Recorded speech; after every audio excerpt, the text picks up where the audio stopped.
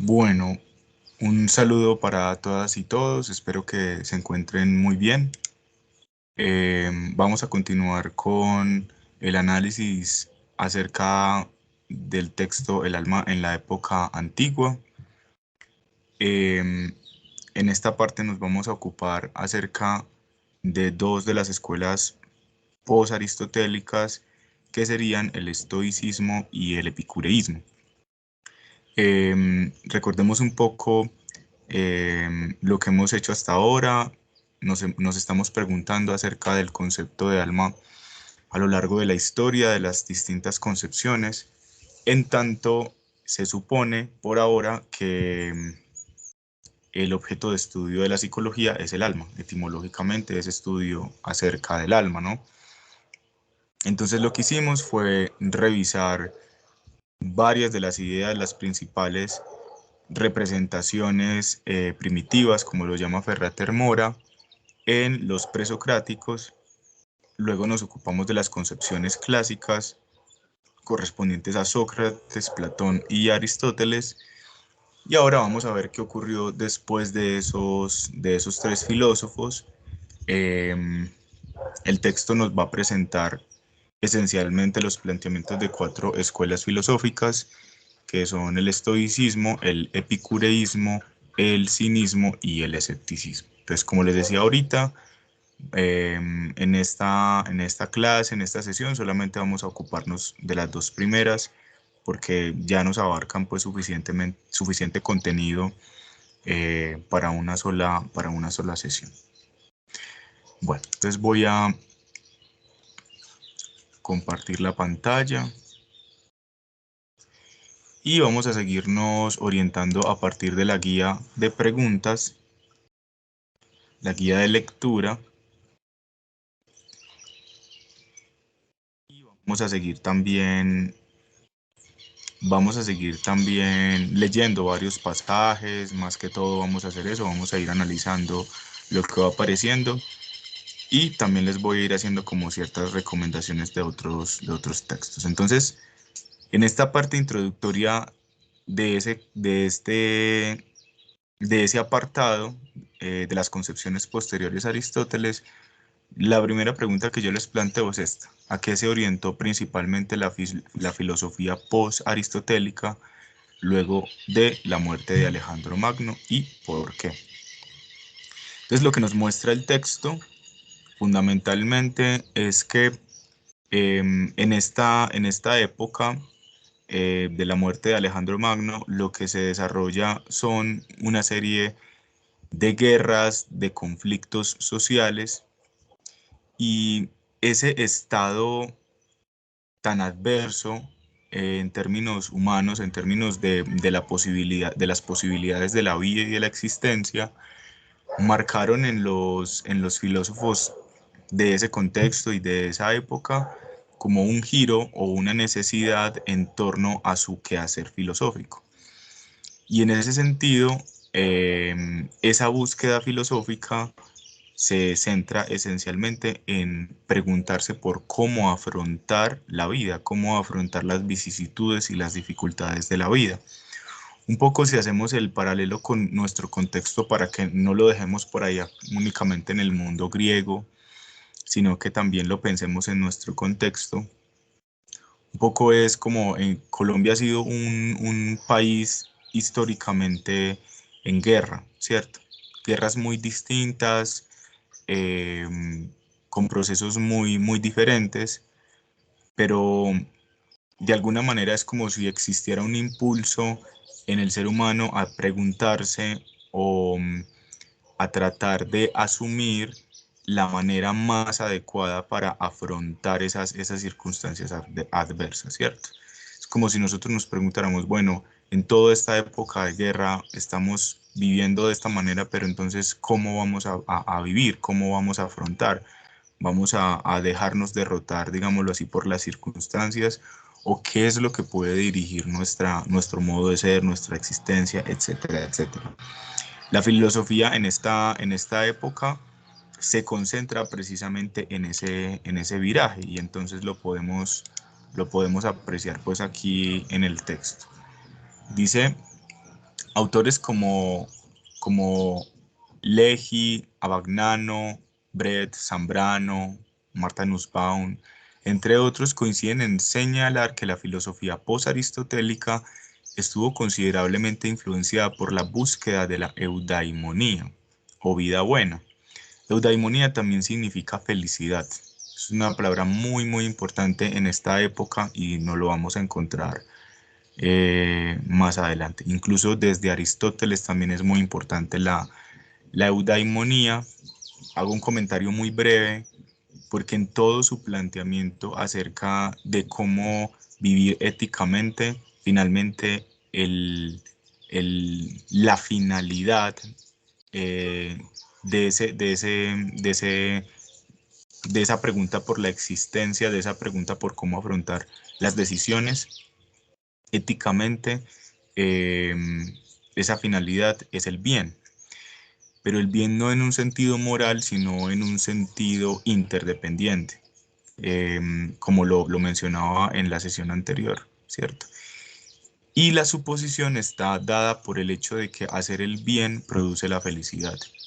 Pero nuevamente, el bien no es lo que establece la moral, lo que establece la sociedad, sino el bien ético en el sentido de lo que es apropiado o conveniente para mí y para el otro, ¿cierto? Pero bueno, eso lo discutimos mucho mejor en la sesión anterior.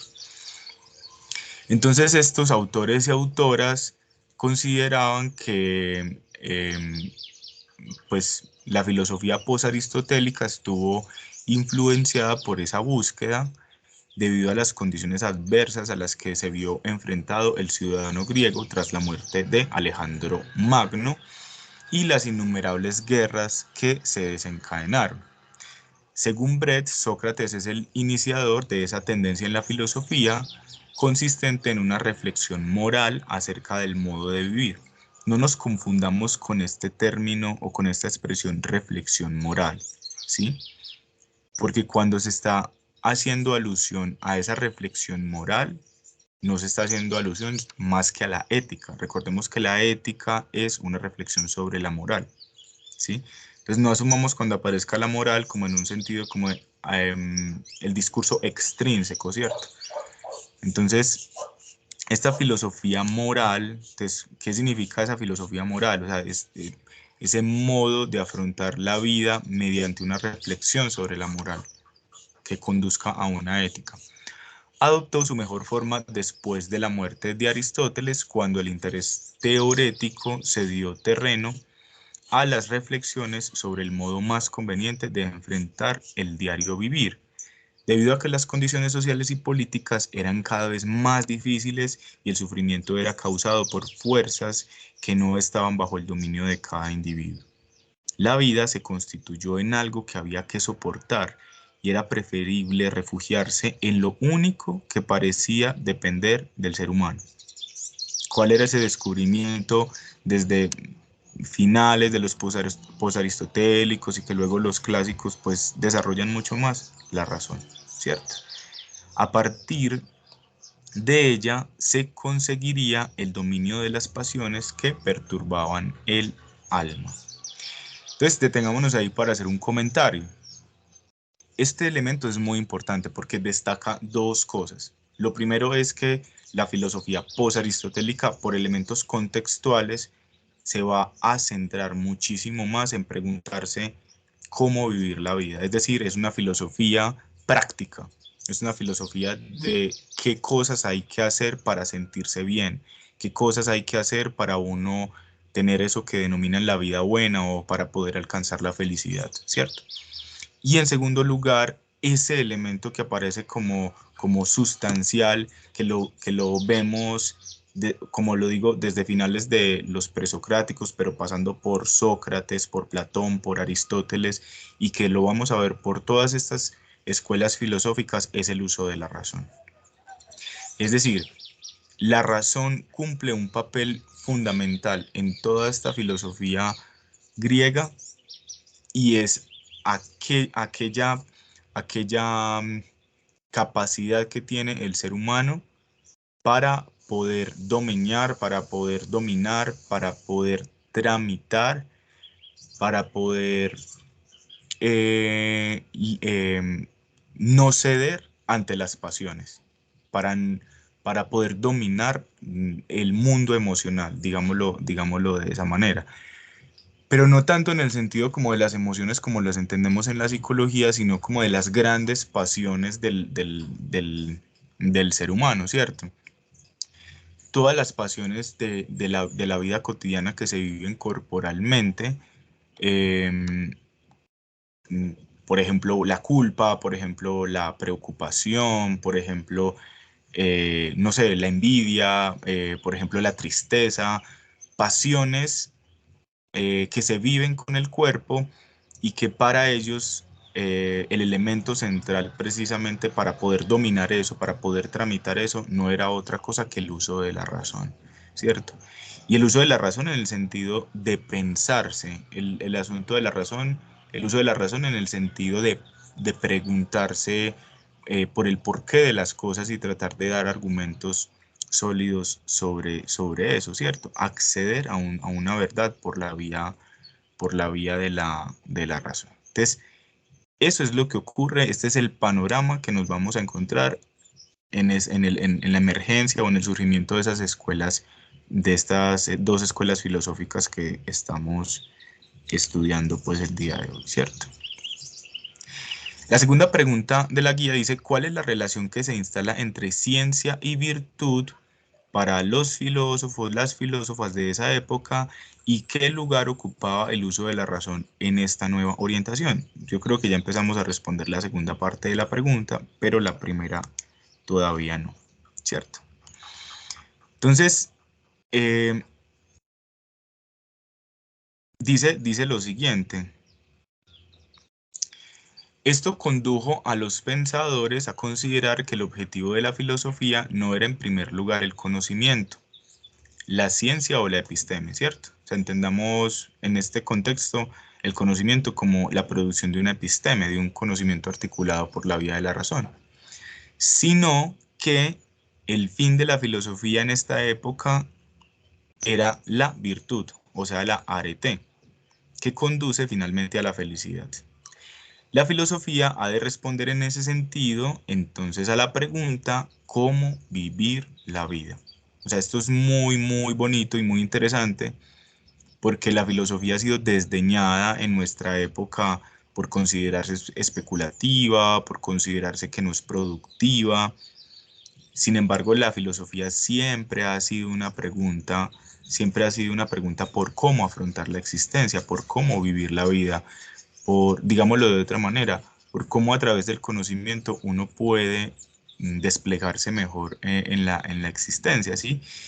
Y efectivamente ese no es un interés de la época, me estoy refiriendo a esta época. Y por eso resulta ser peligrosa y por eso resulta ser arrinconada precisamente por cualquier discurso que privilegie, no sé, por ejemplo, la imagen, el consumismo, el marketing, la competencia, porque la filosofía de alguna manera lo que te puede llevar es precisamente a desprenderte de esas cosas, ¿no? Según Brett, em, bueno, no le damos esta parte, más bien le damos la parte de Abagnano para que podamos responder la pregunta. Por su parte, dice Abagnano, la investigación filosófica que va de Sócrates a Aristóteles iba dirigida a la realización de la vida teorética. Esa palabra nos apareció ahora, pero no la abordamos, aquí la vamos a entender. Entendida como unidad de ciencia y virtud. Esto es de pensamiento y vida. Pero estos dos términos que ya Sócrates unificaba del todo, el primero prevalecía claramente sobre el segundo, o sea, la ciencia prevalecía sobre la virtud. O sea, la producción de un conocimiento epistémico prevalecía sobre la virtud en términos de la excelencia, en un sentido que ya les voy a mencionar. Para Sócrates, la virtud es y debe ser ciencia. O sea que aquí O sea que aquí la ciencia ocupa un lugar predominante sobre la virtud y no hay virtud fuera de la ciencia, ¿sí? O sea, es decir, la ciencia es predominante. ¿A qué nos referimos con esto? Nos referimos a que tenemos por un lado todas las preguntas que nos podamos hacer sobre cualquier cosa, con la intención de producir un conocimiento epistémico sobre eso, es decir, basado en la razón, y por el otro lado tenemos todas las preguntas que nos podemos hacer sobre la existencia, sobre cómo afrontar la vida, sobre cómo modificarnos a nosotras y a nosotros mismos en función de lo primero, o sea, en función de ese conocimiento. Es decir, todo ejercicio que yo haga sobre mi vida para preguntarme cómo afrontarla mejor debe estar marcado por el modo de la razón. Y en ese sentido, a eso es a lo que se refiere esa relación teorética, relación entre ciencia y virtud, que en ese momento la ciencia predominaba sobre la virtud, ¿cierto? Em, no sé si ustedes lo han visto, pero es muy común que en las instituciones educativas, en el escudo aparezca estas dos palabras, ciencia y virtud, ¿cierto? Enseguida podemos hacer una crítica sobre eso a partir de esta modificación. Sigo con la cita. Pero la quiebra definitiva de la armonía de la vida teorética a favor del segundo de sus términos, o sea, de la virtud, se encuentra en la filosofía post-aristotélica, o sea, posterior a Aristóteles. La fórmula socrática, la virtud es ciencia, es sustituida por la fórmula, la ciencia es virtud. El objetivo inmediato y urgente es la búsqueda de una orientación moral. Recuerden que moral en este sentido significa de cómo conducir la vida, a la cual debe estar subordinada como a su fin la orientación teorética. Digámoslo en otros términos para que se entienda.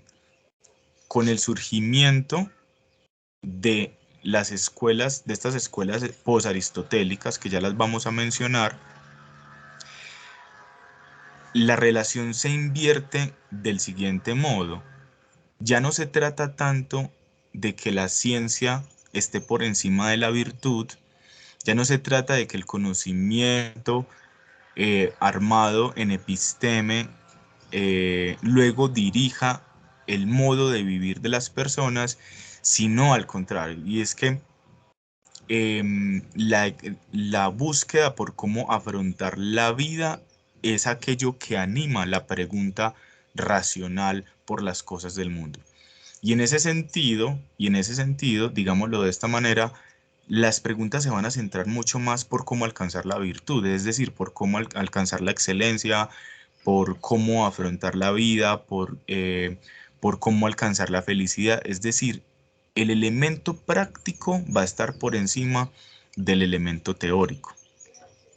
O si lo decimos en la palabra teorético, la parte ética va a estar por encima de la parte teórica, ¿sí?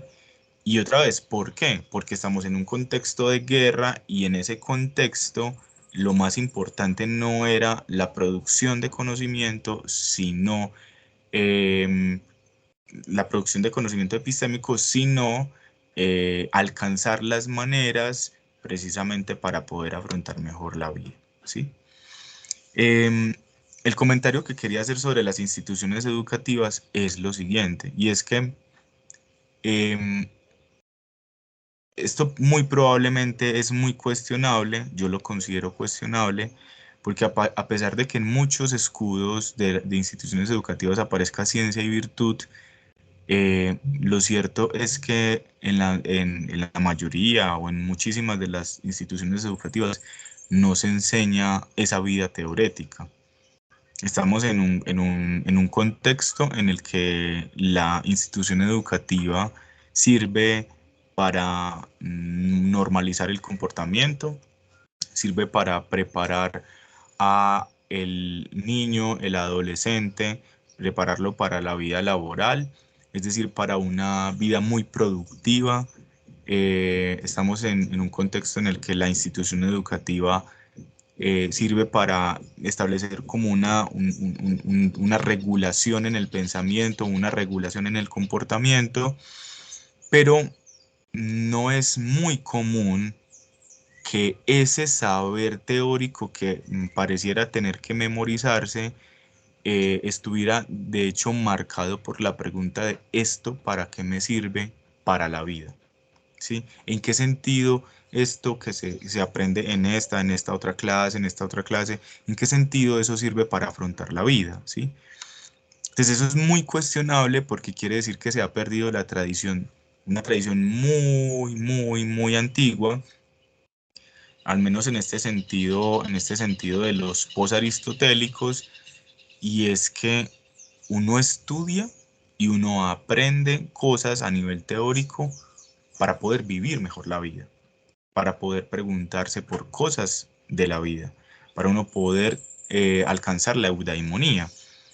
Pero no, digámoslo de esta manera, todo el tiempo nos estamos encontrando gente en el mundo académico, profesoras, profesores, científicos, científicas, académicos, personas que pueden saber mucho a nivel epistémico, pueden haber acumulado muchísimo saber, pero de la parte ética, es decir, de la parte de la virtud, es decir, de la parte de cómo afrontan la vida, eso no se puede apreciar muy bien, no se aprecia muy bien que hayan elaborado algo profundo acerca de eso.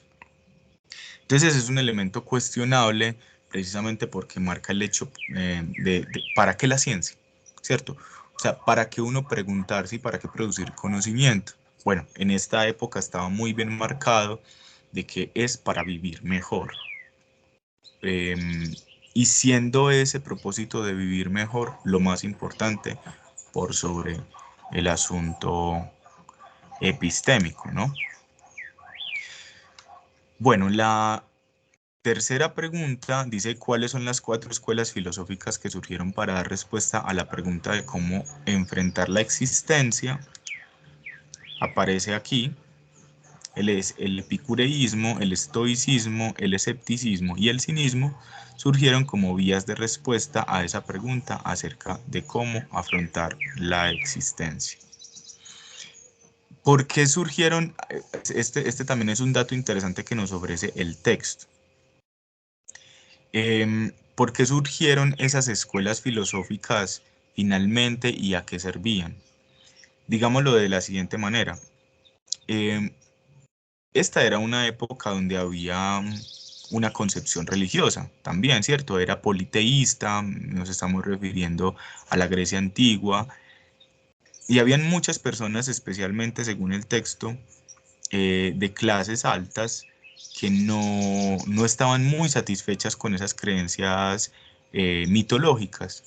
Y en ese sentido, digamos que lo que tenían como opción precisamente para esa orientación moral, o recuerden eso, o sea, de cómo afrontar la vida, eran las perspectivas que venían de Oriente o volverse precisamente hacia un estudio sobre lo filosófico, ¿sí?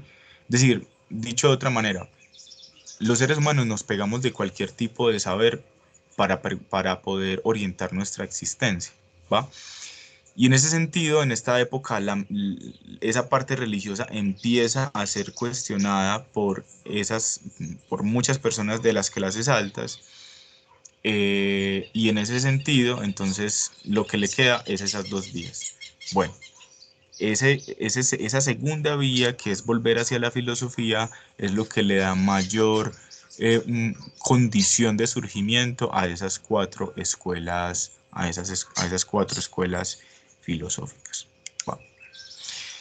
Bueno, la cuarta pregunta de la guía dice, ¿qué ocurrió con las concepciones sobre el alma, o sea, sobre la psique, propuestas por estas 4 escuelas respecto a las tradiciones epistémica y ascética?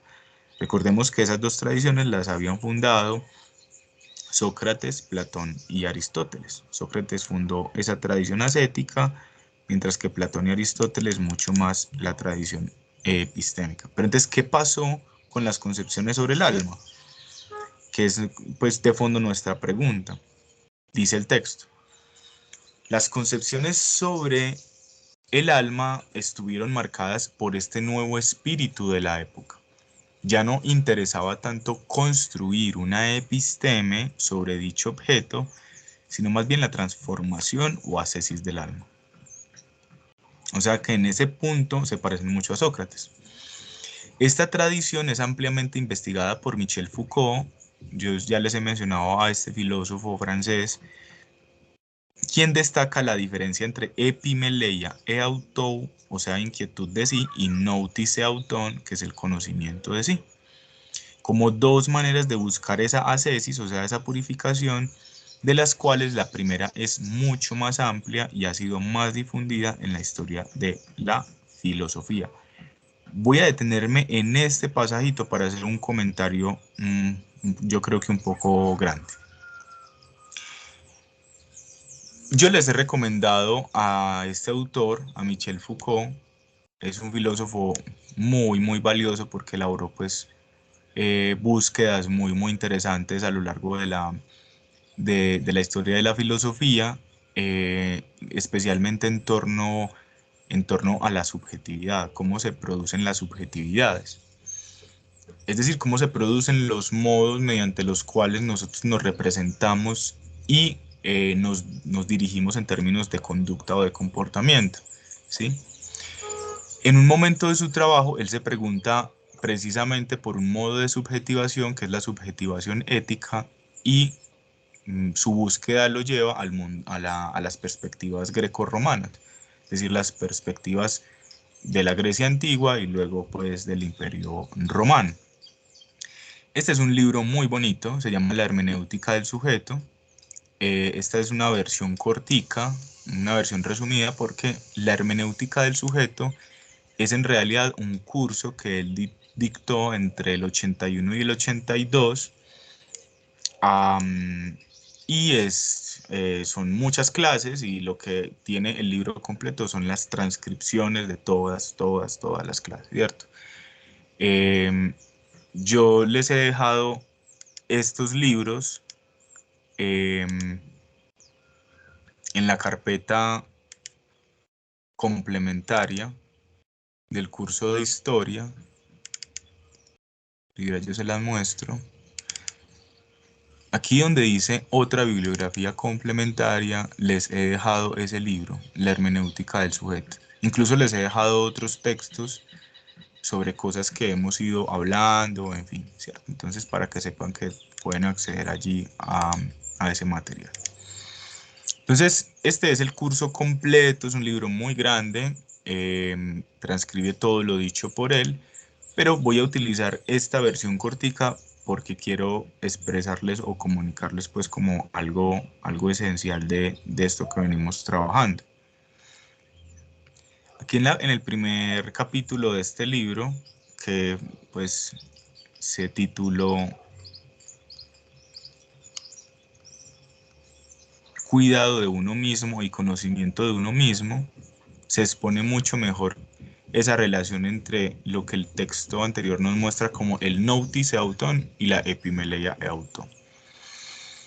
Entonces dice Foucault, ¿bajo qué figura de pensamiento se han dado cita en la antigüedad occidental el sujeto y la verdad? Se está preguntando, es decir, por la relación entre sujeto y verdad, ¿va?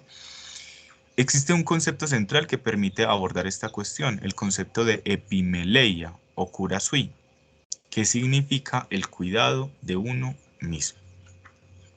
Esta cuestión del sujeto y el conocimiento del sujeto ha sido planteada hasta la actualidad de otra forma, bajo la fórmula del oráculo de Delfos, que ya se los he mencionado, conócete a ti mismo, el notice auton, ¿no? Pero en realidad esta fórmula de conócete a ti mismo va acompañada siempre por otra parte, de otra exigencia, ocúpate de ti mismo, o sea, epimeleia e auto. Entre estos dos preceptos existe una relación de subordinación, ya que el conocimiento de uno mismo es únicamente un caso particular de la preocupación por uno mismo, una de sus aplicaciones concretas. La epimeleia es el principio filosófico que predomina en el modo de pensamiento griego, helenístico y romano, ¿sí?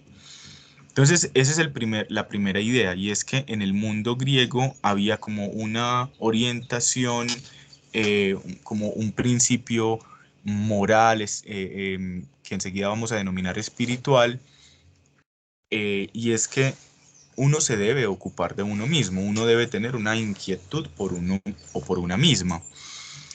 Pero dentro de esas formas de inquietud, de esas distintas formas de ocuparse de uno mismo, una que aparece como que resalta, especialmente a través de Sócrates, es el conocimiento de uno o de una misma. ¿Va? Entonces, dice Foucault, sería necesario distinguir en el concepto de epimeleia los aspectos siguientes. En primer lugar, nos encontramos con que el concepto equivale a una actitud general, a un determinado modo de enfrentarse al mundo, a un determinado modo de comportarse, de establecer relaciones con los otros.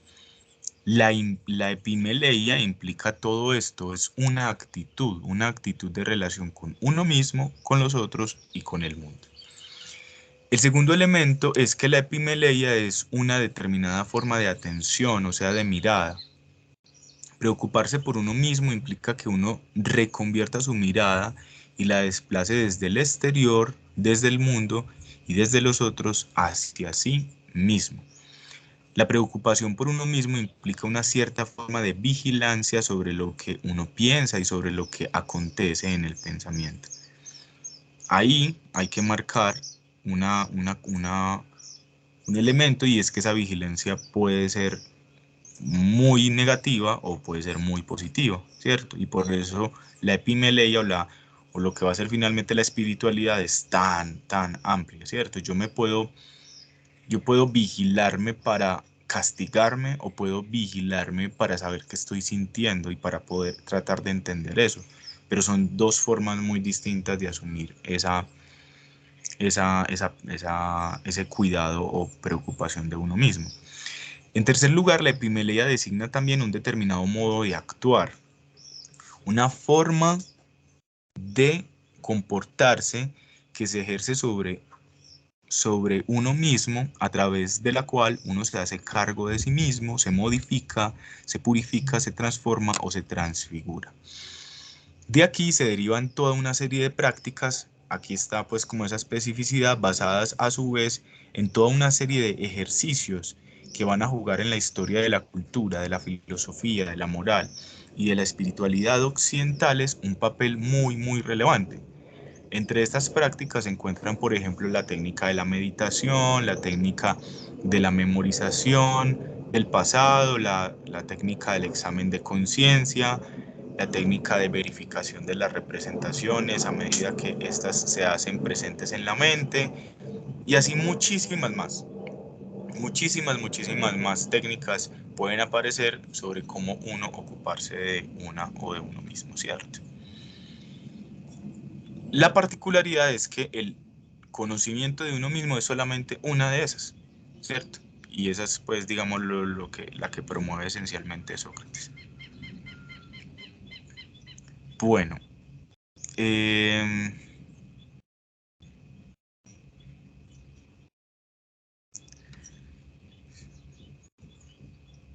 creo que eso es esencialmente lo que les quería mostrar, ¿cierto? Lo que les quería presentar.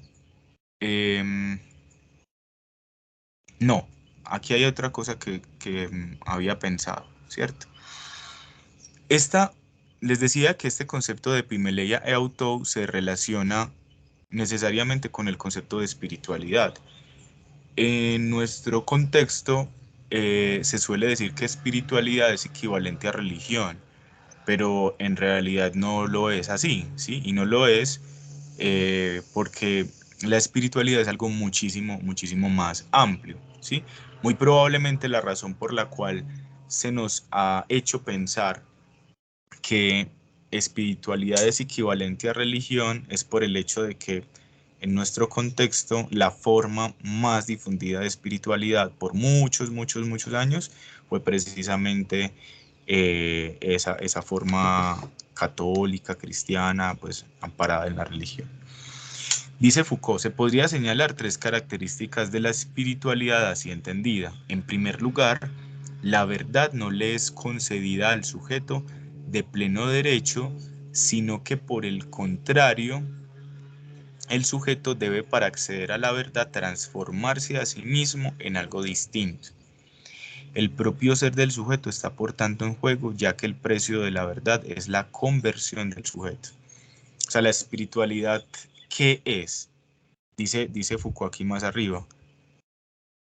Podría denominar espiritualidad a la búsqueda, a la práctica, a las experiencias a través de las cuales el sujeto realiza sobre sí mismo las transformaciones necesarias para tener acceso a la verdad.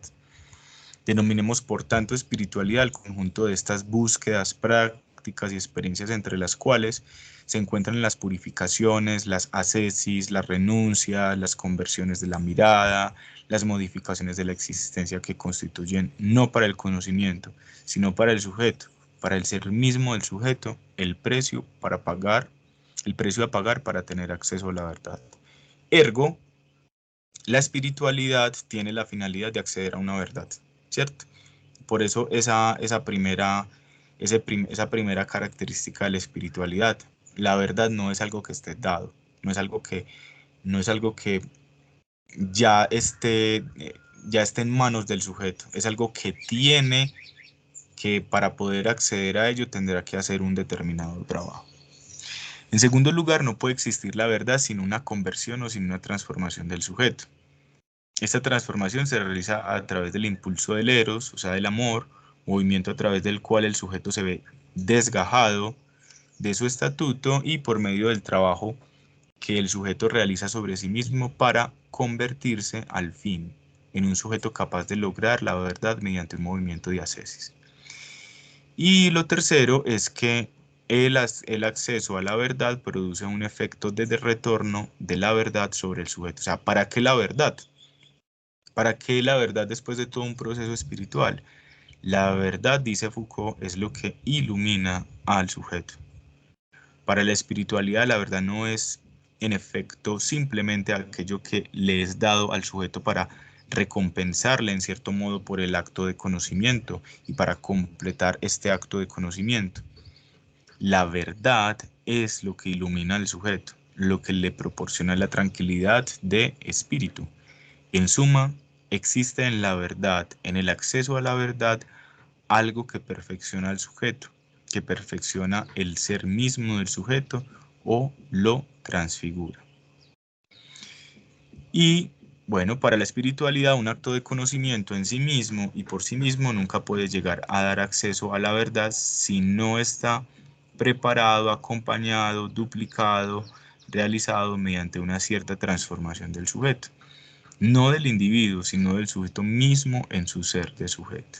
Bueno, esa era como la referencia que quería mostrarles, que amplía mucho más lo que nos dice este texto, porque nos va mostrando muy bien entonces cuál es la tendencia en el abordaje del alma, ¿sí? Una época en la que lo que interesa respecto del alma no es tanto producir saberes teóricos, saberes epistémicos, sino que lo que interesa esencialmente es precisamente cómo ocuparse de sí mismo a través del conocimiento, a través del conocimiento de sí, ¿cierto? Y evidentemente vamos a encontrar en las escuelas post-aristotélicas, formas de espiritualidad diferentes, no solo ese conocimiento, el más difundido por Sócrates, sino muchísimas otras, pues en torno a la renuncia. Bueno, lo vamos a ver mucho mejor ahorita con los epicúreos, pero bueno, digamos que eso es lo que se presenta allí. La siguiente pregunta de la guía dice,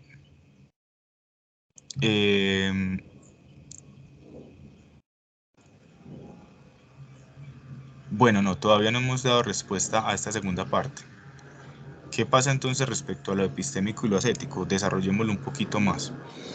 Dice, las tradiciones epistémica y ascética sobre el alma constituyen el punto de partida y fundamentación de las psicologías epistémicas, interesadas principalmente en la construcción de un conocimiento sistemático y científico sobre la psique, como son en la actualidad las psicologías conductistas, cognitivas, experimentales, entre otras. Y de las psicologías ascéticas que enfatizan en la transformación o realización del ser humano, como las psicologías humanistas, fenomenológicas, psicoanalíticas, existenciales, transpersonales, etc. Es decir,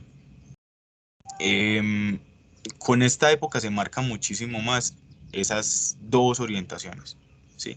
Miren que allí en el texto se nos ha mostrado en la actualidad cuáles serían como las psicologías que más tienden a una tendencia, a una tendencia epistémica y a una tendencia eh, ascética.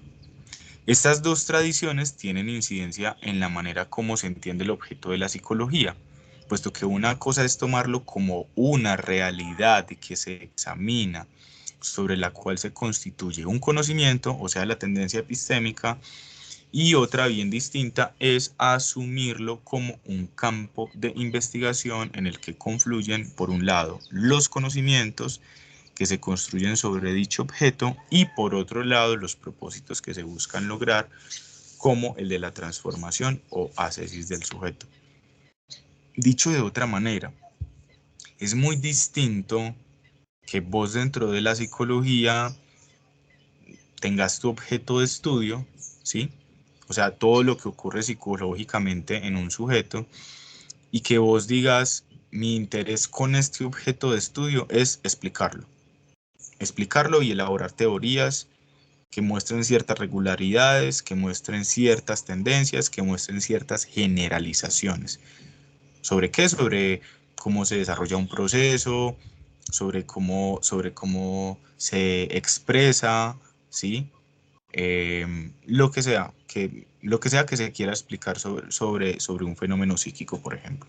Una cosa es eso y otra cosa es que vos estés más interesado o interesada en en centrarte en cuáles son los procesos, cuáles son las prácticas, cuáles son los ejercicios, digámoslo de esa manera, que se deben llevar a cabo para promover una transformación de ese fenómeno que se está manifestando. Entonces, tú tienes el fenómeno de la depresión, lo he dicho ya en otro momento. Una cosa es que tú lo quieras explicar, elaborar teóricamente qué es lo que ocurre con ese fenómeno, y una cosa muy distinta es que tú quieras promover o desarrollar, por ejemplo, cómo afrontar esa depresión, cómo ocuparte de esa depresión, qué es lo que ocurre allí dentro en la subjetividad y cómo trascender ese asunto, ¿cierto? ¿Qué es lo que ocurre aquí? Lo que ocurre es que la tendencia epistémica sacia su saber, sacia sus intenciones en un nivel teórico. Es decir, pensémoslo aquí, démosle un nombre, una psicología como un proyecto científico, ¿cierto? En función de la teorización. Mientras que la línea ascética ya nos está hablando de todas las elaboraciones a nivel terapéutico, es decir, con la finalidad ya no de producción de ciencia, de producción de teorías, sino a nivel de la producción de terapéuticas, ¿cierto? Y eso nos pone en planos muy distintos. Es tan interesante, digámoslo así, la diferencia marcada entre lo epistémico y lo ascético. Es tan interesante que si nosotros estudiamos el surgimiento de la psicología como ciencia, la psicología no surgió tal como la concebimos hoy en día, que es a nivel terapéutico. O sea, el primer interés que tenía la psicología cuando surgió no era producir tratamientos, era esencialmente a nivel epistémico producir conocimientos generalizados, estandarizados, incluso a modo de leyes, como lo eran las ciencias naturales en esa época, acerca del ser humano. Solamente después, tiempo después, y muy con la influencia del psicoanálisis, la psicología empezó a pensarse a nivel terapéutico, ¿cierto? Entonces, ese es un elemento interesante de pensar porque Eso convive con nosotras y con nosotros hasta la actualidad. ¿Y conviven en qué sentido? En un sentido en el que hay psicologías que se interesan más en lo uno o más en lo otro, ¿cierto? Ahora una pregunta, como una pregunta que siempre aparece y que es muy pertinente. Y entonces estas dos tendencias no se pueden articular, no se pueden mezclar, no, son contradictorias entre sí. Bueno, los mismos autores nos muestran que las dos tendencias no necesariamente tienen que ser contradictorias, lo cual no quiere decir que en ciertos momentos no lo sea, ¿cierto? Pero no tiene que ser siempre dos tendencias contradictorias. Pueden ser dos tendencias que en algún momento y bajo ciertas condiciones puedan antes es complementarse. Es decir, que en ciertas psicologías la adquisición teórica sirva para el elemento terapéutico, ¿cierto? Y al contrario, que el saber que se adquiere a nivel terapéutico, es decir, al nivel del caso por caso, pueda favorecer el avance de los propósitos epistémicos, o sea, de la producción teórica. A propósito de esta mención sobre lo terapéutico, les quiero recomendar otro texto que está ahí en la carpeta. Es un texto que se llama Psicoterapia, Conocimiento Psicológico y Relación Terapéutica. Es un capítulo que hace una división de tres grupos de psicoterapias en la psicología. Y ahí ustedes podrán identificar, de hecho, las relaciones entre el interés epistémico y el interés ascético, por si lo quieren leer. Estos autores dividen el grupo, pues la cantidad de psicoterapias en la psicología en un primer grupo que se llama psicoterapias que privilegian el conocimiento psicológico y la transmisión de información. O sea que aquí se nota de una que hay un interés muchísimo mayor en la verdad epistémica o la verdad teórica. Hay un segundo grupo, según los autores, que se llama psicoterapias que privilegian la relación terapéutica. O sea, un conjunto de psicoterapias que se centran mucho en generar las condiciones ideales precisamente para que entre psicólogo y paciente, digamos, haya una relación de confianza, una relación de rapport, también lo denominan, o una relación transferencial, también se denomina así, que pueda ayudar a avanzar el trabajo y los propósitos que se planteen desde las distintas psicoterapias. Y existe un tercer grupo que concentra mucho más en el saber del paciente y su capacidad de elección. Aquí vemos muy marcada la concepción pues socrática y es de localizar la verdad en el otro, en el paciente y en que ese paciente a partir de esa verdad pueda tomar ciertas decisiones. Es un texto muy chévere, muy interesante por si lo quieren estudiar de manera autónoma, eh, psicoterapia, conocimiento psicológico y relación terapéutica. Bueno,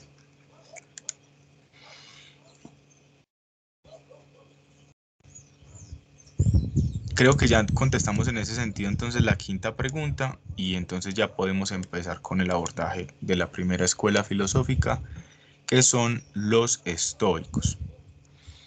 La primera pregunta de la guía dice, ¿quién funda el estoicismo? Y la segunda dice, qué caracteriza principalmente a esta escuela filosófica y qué es lo que busca? Entonces, según el texto, vamos a encontrarnos con lo siguiente. Dice, Sócrates, Platón y Aristóteles coinciden en el equilibrio entre la virtud y la ciencia.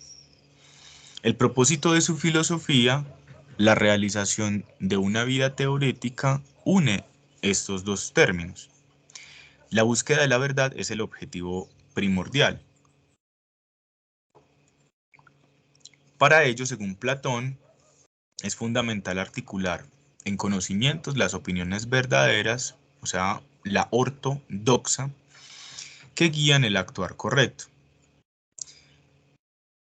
Ahora bien, las corrientes filosóficas posaristotélicas enfatizan no tanto en la contemplación teórica, sino en las acciones prácticas que conduzcan al bien vivir y a la felicidad.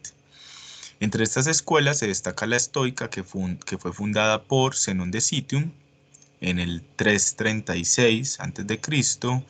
Su filosofía se caracterizó siguiendo la tendencia post-aristotélica por la búsqueda de la felicidad y la virtud, sin por ello desconocer el valor que la ciencia representa para el logro de ese objetivo, ¿cierto?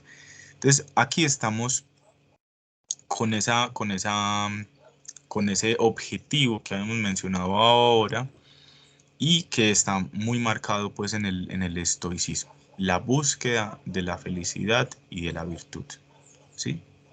Entonces, una pregunta que se nos debe armar es precisamente, ¿y cómo? ¿Cierto? ¿Cómo ellos promovían precisamente esa búsqueda de la felicidad?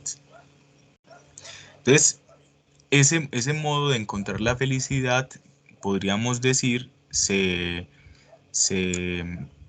centraba en la adquisición de tres virtudes básicas, una de orden natural, otra de orden moral y otra de orden racional, ¿cierto? Su filosofía se ocupó de tres aspectos centrales: la física, la ética y la lógica. Y eso lo que quiere decir es que estas virtudes, la natural, la moral y la racional, nos van a responder tres preguntas. El texto no nos lo menciona, pero uno lo puede deducir, y que nos da la respuesta, digámoslo así, como con los tres aspectos. Por ejemplo, la primera virtud es la virtud natural. Esa pregunta, perdón, esa virtud nos va a responder una pregunta, y es: ¿de qué naturaleza es el alma? Recordemos que ese es siempre nuestro propósito, ¿cierto? Preguntarnos por la noción de alma. La primera virtud nos va a responder de qué está hecha el alma para los estoicos, de qué naturaleza es. La segunda virtud, que es la moral, nos va a responder a la pregunta de cómo cuidar el alma, cómo ocuparse del alma, y por lo tanto, esa pregunta por la felicidad. Y la tercera virtud, la racional, nos va a responder la pregunta por cuál es el criterio de verdad, es decir, cómo poder distinguir lo verdadero de lo falso, ¿cierto? Entonces, dice el texto, em, partiendo de tres virtudes básicas, natural, moral y racional, su filosofía se ocupó de tres aspectos centrales: la física, la ética y la lógica. La concepción física tiene grandes repercusiones en la manera como los estoicos concebían el alma. La ética, por su parte, se basaba en la máxima de vivir conforme con la naturaleza, lo cual es equivalente a la virtud y la vía para lograr la felicidad.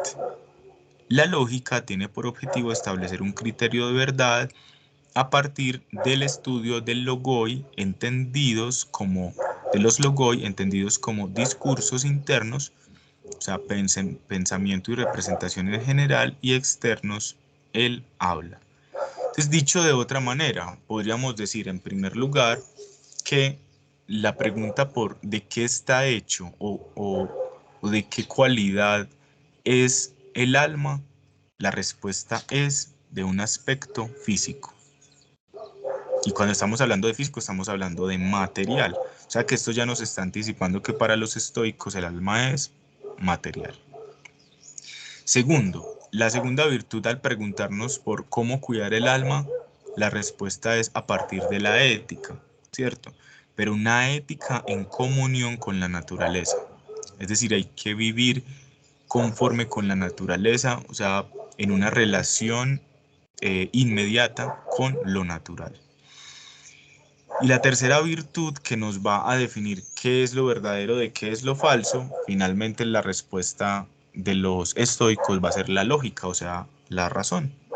O sea que la razón, como lo decíamos, es finalmente eso que permite eh, acceder a una determinada verdad, ¿no? Con eso respondemos entonces la tercera pregunta y podemos pasar a la cuarta, que dice cuáles son las dos categorías básicas existentes para los estoicos y qué significan. Entonces dice el texto: en cuanto a la física y sus incidencias en la conceptualización sobre el alma, muestra Brett que para los estoicos hay dos categorías básicas: la actividad y la pasividad. Es decir, lo que actúa sería la actividad, y lo que se somete a dicha acción, o sea, la pasividad, ¿cierto? Entonces tenemos actividad y pasividad. Estas dos categorías sustituyen las cuatro causas aristotélicas. Ahora bien, si las cosas pueden actuar o ser sometidas a la acción por parte de otras, son necesariamente materiales. O sea, que todo lo que ellos vayan a referir como activo y como pasivo es de orden material. De donde resulta que no hay diferencia entre materia y espíritu. O sea, nuevamente se nos constata, según el texto, que para los estoicos el alma es material. Sin embargo, el principio pasivo está representado por la materia propiamente dicha, mientras que el principio activo sería la razón. O sea que si hacemos una relación entre cuerpo y alma, podríamos decir que para los estoicos el cuerpo es lo pasivo, mientras que el alma o la razón sería aquello que es activo y que somete a cierta actividad precisamente a ese cuerpo, ¿cierto? Entonces, por ahora mantengamos esa idea porque enseguida vamos a ver una contradicción. O sea, eh, mientras que el cuerpo es pasivo, el alma es activa, ¿cierto? Mientras que la materia es pasiva, el alma es activa, ¿sí? Entonces, eso es lo que vamos a mantener. De hecho, aquí abajo se constata: el principio activo de todas las criaturas animadas es llamado alma, y es la forma más sutil de substancia. Penetra el organismo entero de la criatura del mismo modo en que la razón penetra el universo. Bueno, y respondimos entonces la pregunta número 4 y la 5 para los estoicos, que es aquello que se somete a la acción, entonces la materia, y que es aquello que actúa, entonces la razón.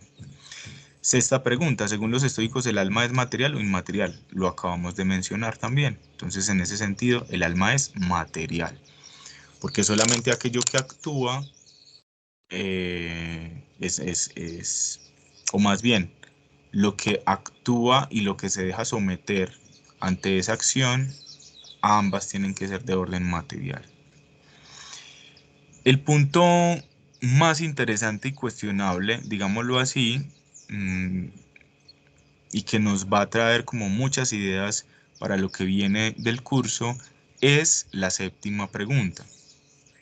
Según los estoicos, ¿cómo se origina el conocimiento que tenemos sobre las cosas? ¿Qué significa que el alma sea una tabula rasa?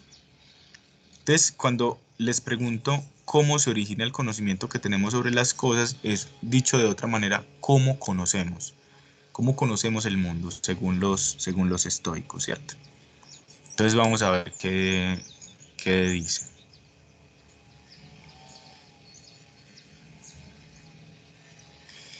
Dice en el último párrafo: el alma de los individuos es tratada por los estoicos a partir de la idea de desarrollo, pues si bien constituye un centro racional que se expande y llega al conocimiento de sí misma, es también en cuanto contenido una hoja en blanco que recibe las impresiones de los objetos, o sea, las representaciones. O sea, los estoicos consideran que el alma es una hoja en blanco. Y una hoja en blanco que finalmente va a poder tener algo en sí, algo impreso sobre sí, a partir del influjo o la incidencia de los estímulos externos. La contradicción aquí está dada por el hecho de que si el alma era un principio activo, aquí en su concepción del conocimiento está ocupando un lugar pasivo, ¿sí? Vamos a verlo un poquito más cómo se desarrolla aquí abajo. Dice, el origen del conocimiento para los estoicos es la experiencia, que depende de la acción que las cosas externas ejercen sobre el alma. O sea, en este plano el alma es pasiva.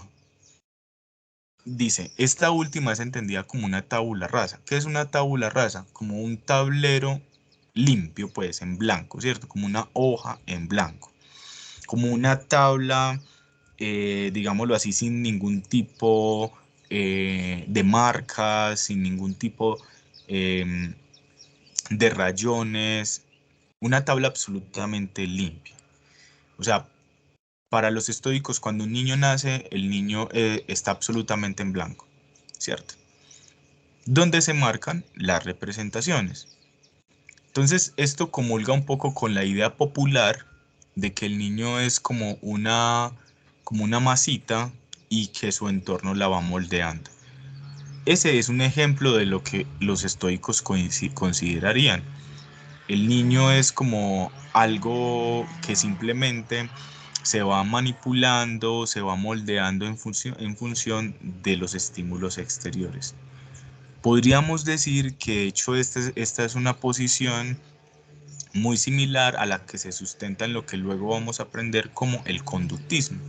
El conductismo va a considerar más adelante que el ser humano es finalmente el resultado de los estímulos externos, ¿cierto? Y que sus conductas, todas sus expresiones en términos psicológicos, no es más que una respuesta pasiva a esos estímulos externos. Ahí cabe bien hacernos una pregunta y es si nosotros consideramos que en realidad un ser humano desde que nace es 100% pasivo a su ambiente, porque esa es la postura estoica. Dice, la secuencia que los estoicos establecen para llegar a la ciencia, o sea, al conocimiento, es la representación deriva de la acción de las cosas externas sobre el alma. O sea, hay algo afuera que nos muestra algo, ¿sí? Al desaparecer aquella, quedan los recuerdos que en conjunto forman la experiencia. Entonces, una impresión es sensorial externa, o sea, en términos de los sentidos. Eso ha generado una huella anémica, o sea, ha generado una marca en la memoria, ¿sí? Entonces, queda, al desaparecer aquella, quedan los recuerdos que en conjunto forman la experiencia, de donde surge el concepto común o anticipación. O sea, que luego, cuando se recuerda, ha emergido el concepto, o sea, la palabra que a mí me permite nombrar eso que yo viví, ¿cierto? Ese es el concepto o anticipación. Cuando la razón procede sobre los conceptos, se constituye finalmente la ciencia. Aquí se prefiguran concepciones empíricas que tendrán gran relevancia en la psicología moderna respecto a la teorización sobre la vida psíquica, en particular en el empirismo inglés, que retoma la importancia de las sensaciones como elementos primeros que resultan de las experiencias a través de los sentidos y que constituyen por asociación la complejidad de lo psíquico. Dicho en otros términos, el estoicismo, y vamos a ver que el epicureísmo también, son los precursores de una posición filosófica que se llama el empirismo. ¿Qué significa la palabra empírico? ¿De dónde viene? Viene de la palabra empiria, que empiria es lo que aparece o lo que emerge ante nuestros ojos, ¿cierto? Y lo que va a plantear esta concepción filosófica es que el conocimiento se produce es a partir de los sentidos, ¿sí? Es decir, que todo lo que nosotros aprendemos, todo lo que nosotros conocemos es efecto necesariamente de la experiencia. Y de la experiencia en términos de lo tangible, ¿sí? Todo lo que nosotros podemos saber solamente está mediado porque lo hemos visto, porque lo hemos sentido, porque lo hemos percibido, porque lo hemos tocado, ¿cierto? Porque lo hemos olido, y a eso se le denomina una perspectiva empirista. En conclusión, podríamos decir que para los estoicos esa búsqueda de la felicidad pues está esencialmente marcada por la adquisición de esas tres virtudes, ¿cierto? Que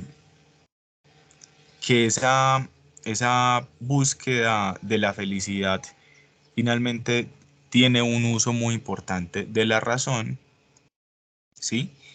Y que el modo en que ellos entienden al ser humano es esencialmente como una tabula rasa, como una hoja en blanco.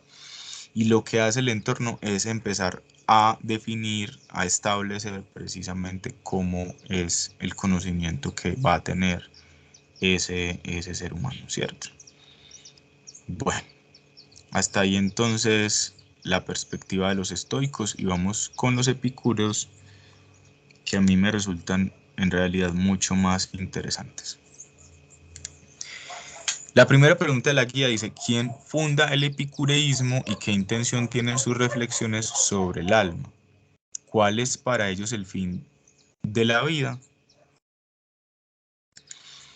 Entonces dice el texto: los epicúreos acentúan mucho más el carácter de la filosofía como tendiente a la felicidad, o sea que en eso se parecen a los estoicos. De allí que sus reflexiones sobre el alma estén profundamente marcadas por ese interés práctico de vivir bien la vida. Brennan señala que una de las características de los primeros epicúreos, además de ocuparse de asuntos psicológicos desde una perspectiva científica o nosológica, era el hecho de considerar que el fin de la vida es la felicidad. Este era su único principio, con lo cual muestra que estos filósofos consideraban la ética como parte importante de su filosofía, ¿cierto? Entonces ahí respondemos como la primera pregunta, no está mencionado aquí, pero pues quien funda el epicureísmo no es otro que Epicuro, ¿cierto? Y esa búsqueda está marcada por la felicidad, pero no sabemos cómo se vive la felicidad. Tenemos que mirar según el texto cómo se desarrolla para ellos la felicidad. Dice la segunda pregunta: para Abagnano, los epicúreos proponen 4 remedios para liberar a los seres humanos de las preocupaciones de la vida. ¿Cuáles son esos 4 remedios? Entonces, planteemos lo siguiente. Digamos que algo que aleja a los seres humanos de la felicidad, según la lectura de los epicúreos, es el conjunto de preocupaciones que podemos tener permanentemente. Ergo, ellos crean 4 formas precisamente para intentar liberar a los seres humanos, pues a quienes fueran cercanos a esa escuela, liberarlos de esos 4 grandes temores. Vamos a ver. Dice: según Abagnano, los epicúreos buscan liberar a los hombres de sus preocupaciones proveyéndolos de 4 remedios. El primero es la liberación del temor a los dioses. El segundo es la liberación del temor a la muerte. El tercero es la demostración de la accesibilidad del límite del placer, su fácil logro. Y cuarto, la demostración de la brevedad del dolor, ¿cierto? Vamos a pensar un poco sobre cada uno para que miremos en qué sentido. Podríamos preguntarnos, por ejemplo, sobre el primer remedio: ¿por qué los seres humanos le temen a los dioses? ¿Cierto? Recuerden que estamos situados en la época de la Grecia antigua. Si nos preguntamos por esa época, hay muchas cosas que coinciden con nuestra actualidad, o sea que las podemos utilizar también. ¿Por qué temían a los dioses en la Grecia antigua? Por ejemplo, para no despertar la furia de ellos, ¿cierto? Porque según los dioses había que vivir de determinada manera y si no, entonces lo que se vendría sería un determinado castigo, ¿cierto? o le temen o le temían a los dioses por la pregunta después de la muerte, es decir, por ejemplo, la salvación.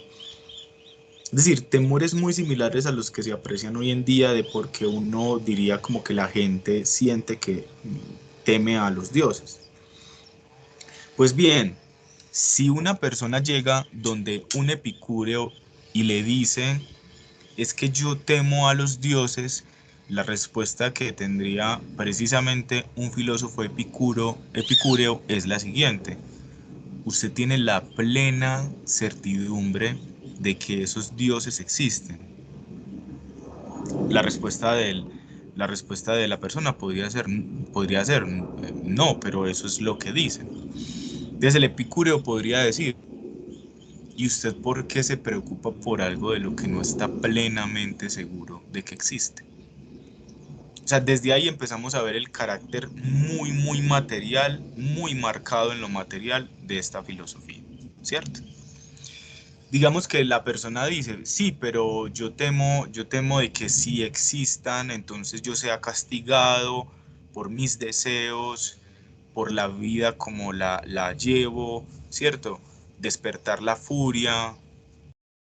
Igual, el epicuro diría, usted está plenamente seguro por lo demás de que eso podría suceder. No, yo no estoy seguro, eso es lo que dice.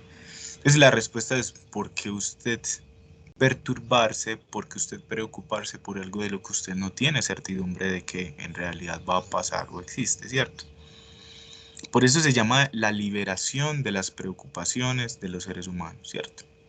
El segundo remedio dice liberación del temor a la muerte. Ante toda la historia, el ser humano le ha temido a la muerte, ¿cierto? ¿Y por qué razones le ha temido a la muerte?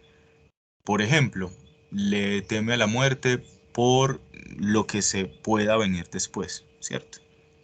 Es decir, por un castigo, por una salvación, por no saber qué sucede. El ser humano le teme a la muerte, por ejemplo, por una relación muy, muy, muy apegada a la vida en términos de lo corporal, ¿cierto?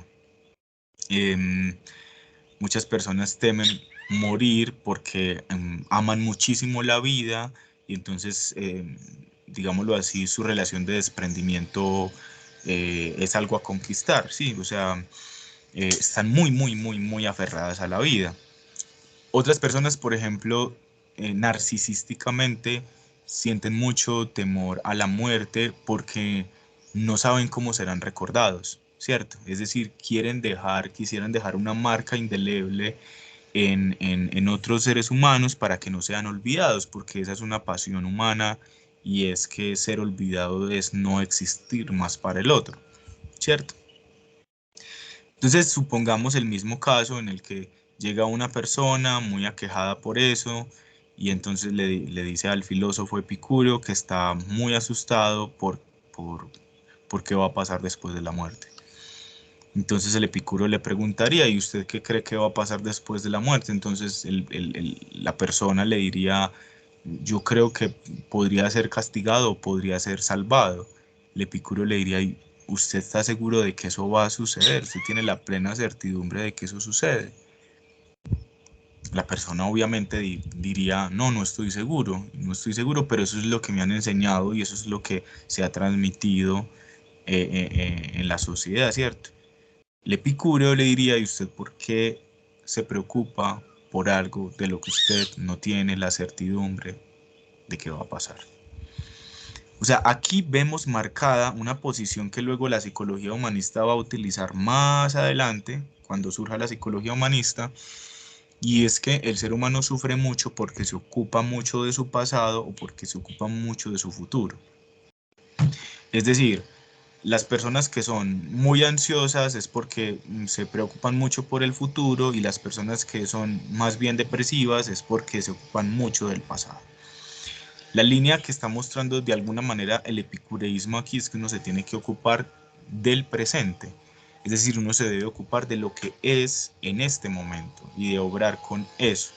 La psicología humanista le va a llamar más adelante a eso el aquí y el ahora, ocuparse del aquí y el ahora.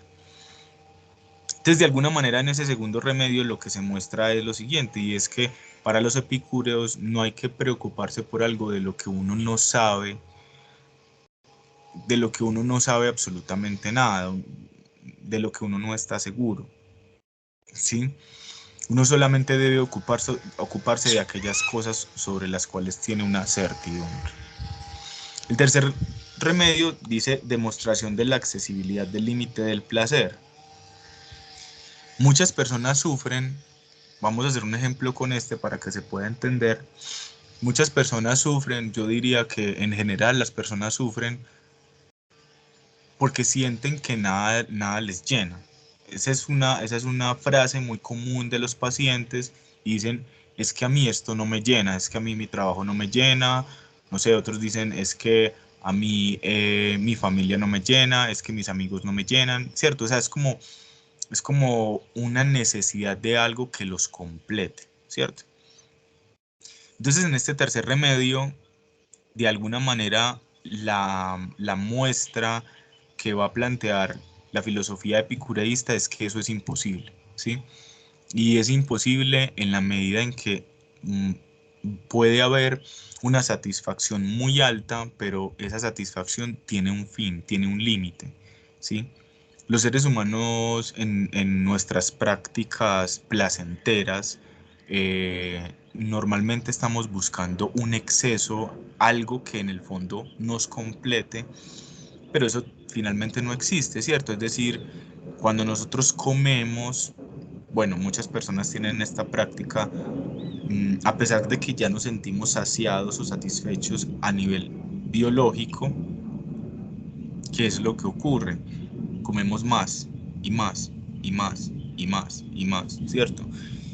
Y hay un momento psicológicamente, y bueno, obviamente también biológico, pero esencialmente psicológico, en que el límite que hay no es el límite anhelado de la totalidad, sino que el límite se traspasa hacia el displacer. O sea, del placer sigue el displacer. Ese es un ejemplo sobre la comida. Pueden pensarlo también sobre la sexualidad.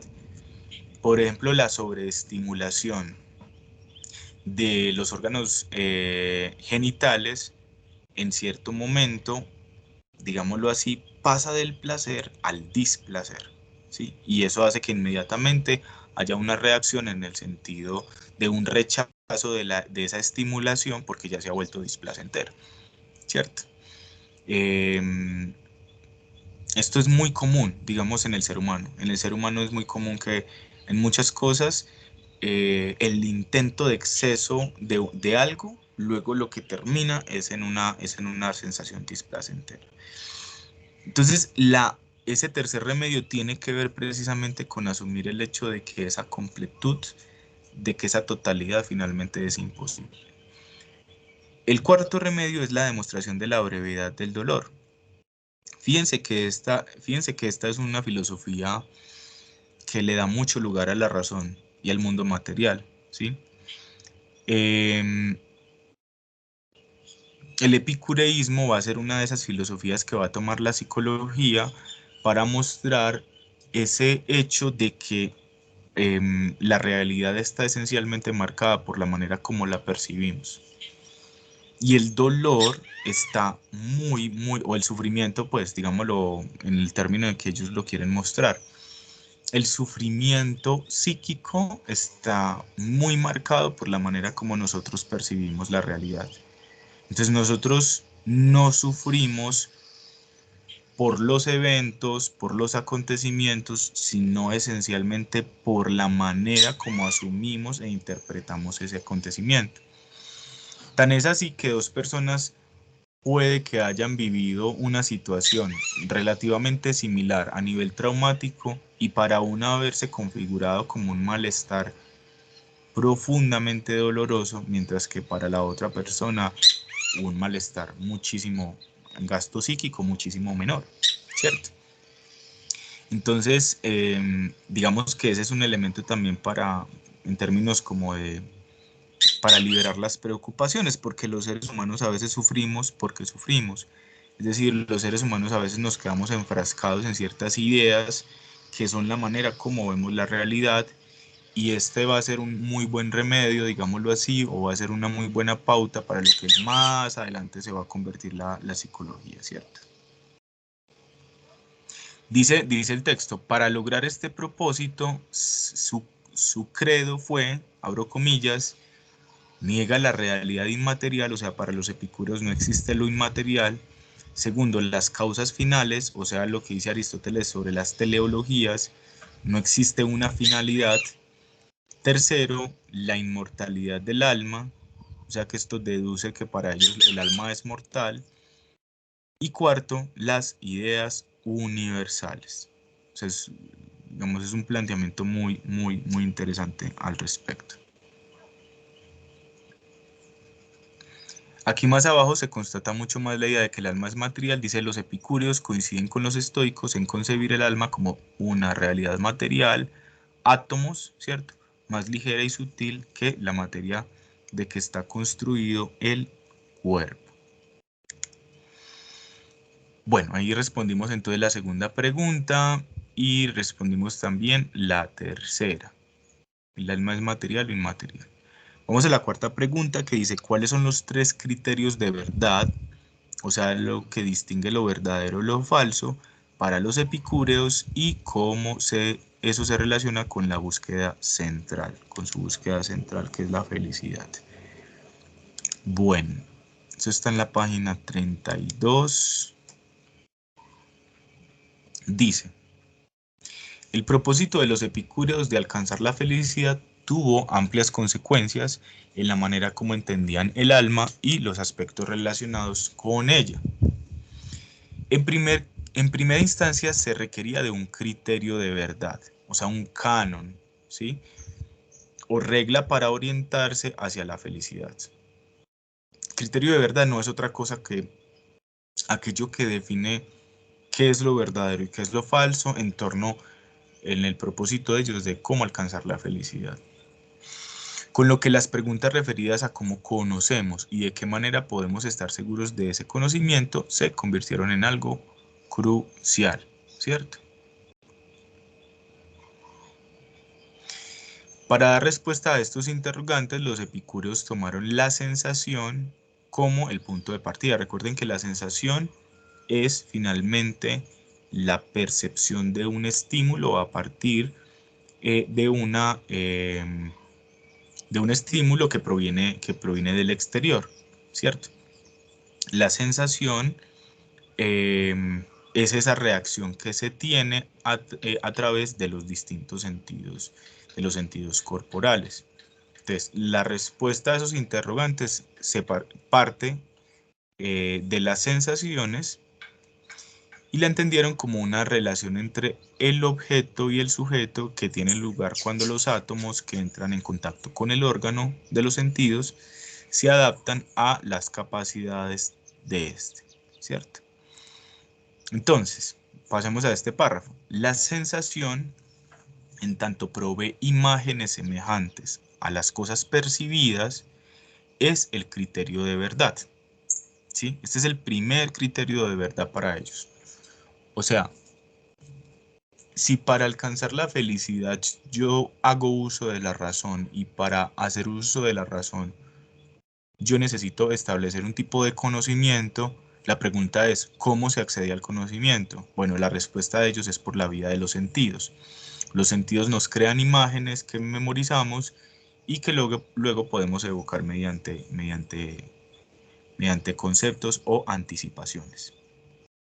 Ahora bien, si los conceptos derivan de las combinaciones de imágenes, son también, al lado de las sensaciones, otro criterio de verdad o canon.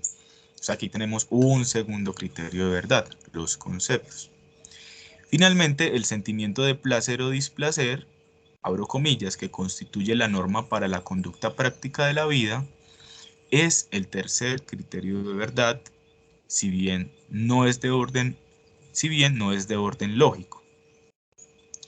La argumentación es que de las sensaciones resultan las imágenes. Las imágenes se funden en figuras compuestas que él usa como ideas generales, esto es, su razón y su conocimiento.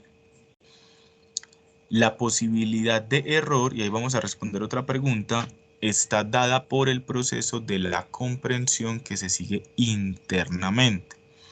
Una vez producida la sensación y las imágenes a ellas adheridas, con la participación del juicio, de allí que se conciba el error como la adición a la impresión de un juicio o movimiento interno no pertinentes. Entonces ahí tenemos los tres criterios de verdad para alcanzar la felicidad. El primero son las sensaciones, el segundo es los conceptos y el tercero es ese sentimiento de placer o de displacer, ¿cierto? Bueno,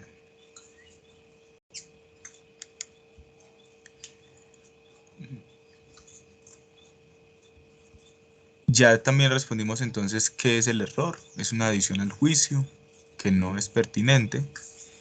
Sexto, el alma es para los epicúreos una tabula rasa como pensaban los estoicos. ¿Qué implicación tiene esto sobre la idea de la libertad? Aquí vamos a ver cómo se marca una diferencia muy interesante entre estoicos y epicúreos. La razón por la cual a mí me llaman más la atención los epicúreos. A ver,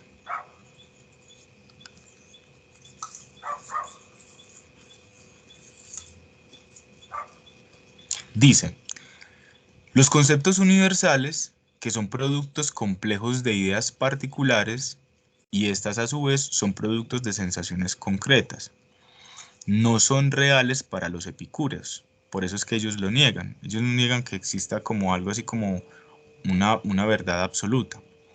Dice, no obstante, el alma no es meramente pasiva, sino que actúa discriminando y modificando incluso las impresiones. Fíjense que ahorita con los estoicos decíamos que ellos consideraban que el alma era pasiva, o sea que simplemente era una hoja en blanco y que esa hoja en blanco el mundo exterior la iba llenando con inscripciones, con modos de conducta, con un establecimiento sobre el modo como se debe ser o se debe creer o se debe actuar. En los epicúreos esa posición del alma no es pasiva. La posición finalmente termina siendo activa en la medida en que esas representaciones que provienen del exterior además se pueden discriminar, o sea, se pueden separar y se pueden modificar. O sea, por eso es que uno puede reinterpretar las cosas. Y de ahí el último remedio de la brevedad del dolor. Esto lleva, no, esto lleva a una concepción no fatalista del destino del ser humano, diferente de la de los estoicos, a pesar de que la explicación que los epicúreos dan de las cosas y en particular del alma humana es física, causalista y empírica. Dice, la libertad deriva de tomar en todo su peso la idea de que el átomo nunca pierde su poder de automovimiento, con lo que su única ley es su propia naturaleza. El alma constituida de átomos sutiles es entonces libre. Su poder de dirigirse en una u otra dirección es la expresión de su propia naturaleza y constituye la libertad. Conclusión sobre este punto. Para los epicúreos, el ser humano es libre gracias a que su alma está conformada de átomos que tienen automovimiento, tienen la capacidad del discernimiento, de la modificación de las impresiones sensoriales y en consecuencia el alma es activa y por lo tanto es libre a diferencia de los estoicos. Según los epicúreos, ¿qué se debe hacer con los deseos naturales y necesarios? Con los deseos naturales pero no necesarios y con los deseos no naturales y no necesarios. ¿Qué lugar ocupa la razón aquí? Bueno, dice, lo anterior parecería contradecir la búsqueda tan importante para los epicúreos de la ataraxia. La ataraxia es la ausencia de turbación y de la aponía, que es la ausencia de dolor. Puesto que estos dos estados se parangonan más con la quietud que con el movimiento. Sin embargo, se trataría, siguiendo en esto Aristóteles, se trataría del equilibrio del movimiento, o sea, una actividad que no es un cambio continuo. La razón es la que debe guiar hacia estos dos movimientos al discriminar cuáles son los deseos naturales y necesarios, cuáles los naturales pero no necesarios y cuáles los no naturales y no necesarios, ¿cierto? Entonces aquí empieza a aparecer precisamente esto.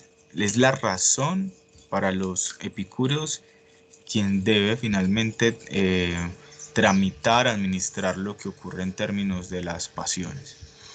Dice, ante los primeros, o sea, los naturales y necesarios, se debe buscar la satisfacción. Ante los segundos, o sea, los naturales pero no necesarios, se debe buscar la moderación. Y ante los terceros, que son los no naturales y no necesarios, la eliminación o la superación, ¿cierto? Ahí está la respuesta a la pregunta que estábamos planteando. ¿Cómo entienden la felicidad los epicúreos y cómo se relaciona con la ataraxia y la aponía? Pregunta número 8. Las dos palabras son muy bonitas. Dice, no obstante, la felicidad consiste en una forma de placer estático. Dice, hay dos clases de placeres.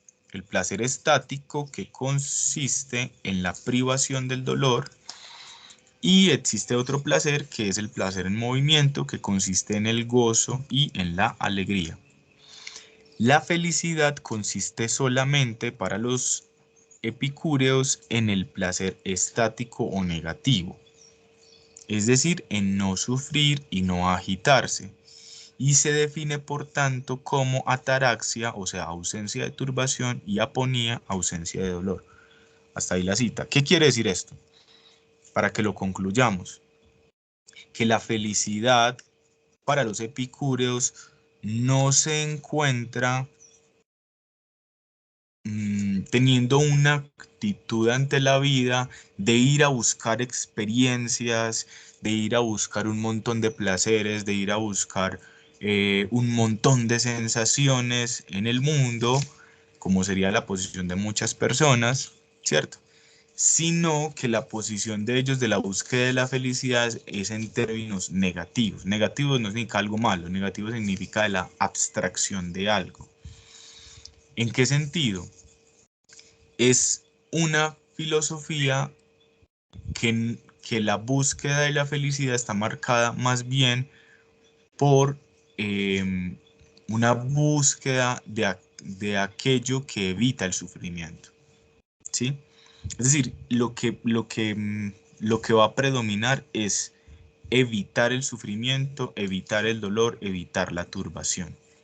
Toda cosa, toda aquella cosa que pueda establecer ese tipo de turbaciones, ese tipo de agitaciones en la tranquilidad de la vida, lo que van a plantear los epicúreos es hay que rechazarlo, ¿cierto? Por eso existen deseos distintos, por eso existen deseos que hay que satisfacer, deseos que hay que moderar y deseos, según ellos, que hay que eliminar y hay que superar, ¿cierto? En esa medida, esas dos palabras que aparecen y que, pues, que son muy bonitas, una posición ataráxica, que es como una posición como de quietud, una posición de serenidad, una posición, digámoslo así, en la que no hay preocupaciones, se relaciona con esa otra posición apónica, que es la ausencia de dolor, ¿cierto? Muy probablemente muchos no estén de acuerdo con esta filosofía epicúrea precisamente porque una visión muy distinta de la vida sería vivir la felicidad pero en términos positivos, es decir, en el sentido del agregado de experiencias que lo que hagan es todo lo contrario, digámoslo así, como hacer sentir que la vida, que uno está vivo, vivir experiencias que le produzcan sensaciones altas de placer, ¿cierto? No es precisamente con lo que están de acuerdo los epicúreos. ¿Por qué? Porque en ese sentido, para ellos, ese tipo de prácticas serían excesos en los que la razón no logra dominar o no logra dominar precisamente ese tipo de pasiones. Eso lo que muestra por lo demás es que esta filosofía es de todas maneras una filosofía prescriptiva. ¿Qué quiere decir prescriptiva? Que dice cómo se debe vivir. Que es una filosofía que no está tan emparentada con la búsqueda de la verdad subjetiva, sino con una espiritualidad en la que se siguen unas determinadas reglas precisamente para poder acceder a la felicidad. La última pregunta de la guía habla acerca de el empirismo, ¿cierto? ¿Qué significa que los estoicos y los epicúreos sean empiristas? Ya lo he anunciado, pero podemos leerlo aquí nuevamente. Con las anteriores consideraciones podemos ver claramente que el empirismo en los epicúreos, así como en los estoicos, es un antecedente central de lo que será el empirismo en la psicología moderna, en donde cobrará relevancia la sensación como elemento básico de lo psíquico, así como la experiencia que posibilita la impresión de estímulos en el alma y la creación de las representaciones. Aquí en realidad nos habríamos de hacer una pregunta a nivel epistemológico, o más bien, no a nivel epistemológico, sino a nivel de las teorías del conocimiento, y es si nosotros consideramos que el único conocimiento al que se accede es por la vía de la experiencia, es por la vía de las sensaciones. Si no existen otro tipo de conocimientos o de saberes que adquiere el ser humano que no pasan por la experiencia. Bueno, esa es una pregunta que queda ahí pendiente, ¿cierto? Bueno, creo que podemos entonces dejar hasta ahí. Em, ya hemos conocido entonces como las principales ideas de estas dos escuelas filosóficas y en la próxima sesión nos ocuparemos de las siguientes que son la de los escépticos y la de los cínicos. ¿Vale? Bueno, que estén muy bien y hasta la próxima oportunidad.